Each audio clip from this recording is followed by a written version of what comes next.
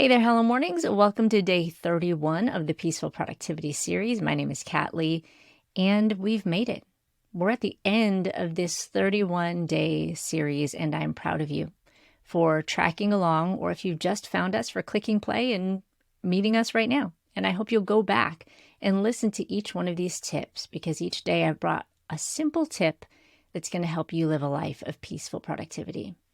Now, my tip for you today is to learn to automate. We live in an incredible age when there are tools out there that can help us get things done that we don't need to do anymore. There are amazing different apps and different technologies out there that can make our lives so much easier. So the simplest way to automate is to have a checklist. Now, I know it can seem ridiculous to have a pre-made checklist for every time you take your kids to the pool. Or it can seem ridiculous to have a pre-made checklist every time you go on vacation or every time you do a certain project at work. But did you know that all of the biggest organizations and most important jobs have checklists? Whether it's a pilot or a surgeon, they have specific and detailed checklists, because it just reduces the decision-making that they need to go through, the things that they need to remember, and they can focus on the most important things. So it's a simple way to automate, but those things that you do repeatedly, create a checklist for it.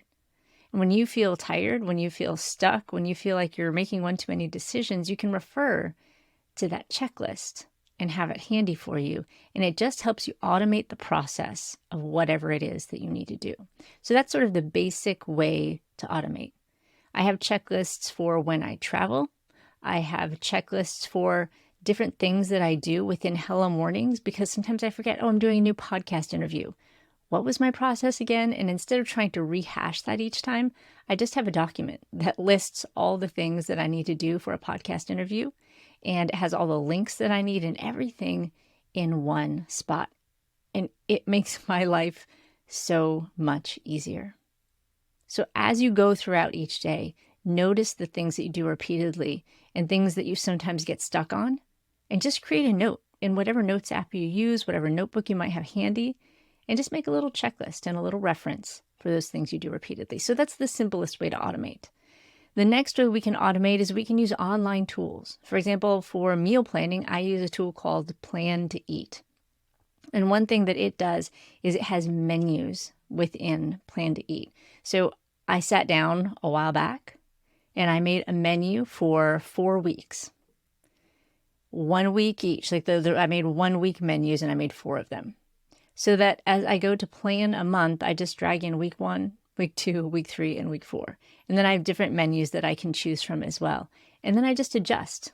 Oh, we have an event this night, so I need to switch out this recipe.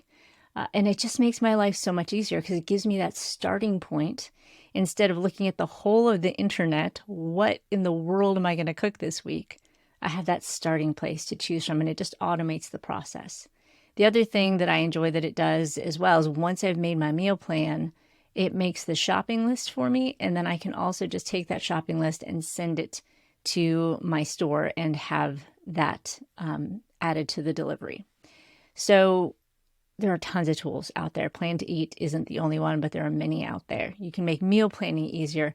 If you do a lot of project management, there are so many project management tools that can automate that process to some degree as well. There are tools like Zapier, which can connect different applications you might use for work or for home and make your life easier. So I would definitely look into using some of those. Obviously, right now, a lot of people are talking about AI and ChatGPT, and I will say that I have found AI to be very helpful. There are emails that I will struggle to respond to because I'm not sure how to word things, and I'll pop it into, I don't use ChatGPT, I use Notion, but I'll pop it into Notion and I'll ask it to give me a reply, and it kind of just gets me started.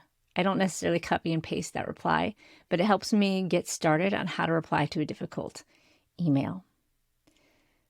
You can also use Wi-Fi tools like around your house. You can automate the schedule for your air conditioning. You can automate when your lights come on. So many things. Obviously, we can over-automate, but it's something to think about. If you're not currently using any sort of automation, I would encourage you to check it out and it can make life a lot easier. At the very least, on your calendar app, you can set different events to repeat. So you don't have to enter in somebody's birthday every single year. You don't have to enter in the, church event that you have on a weekly basis. That would be like a pretty simple level of automation. Look for different ways where you don't have to do the same things over and over again. All right, friends, this has been a wonderful series. I've really enjoyed sharing it with you, and I hope you'll stick with us as we talk about different content. We have a new theme each month at Hello Mornings, and I'm going to be popping in here and sharing those tips with you as we go along. And I hope it helps you live a life of peaceful productivity.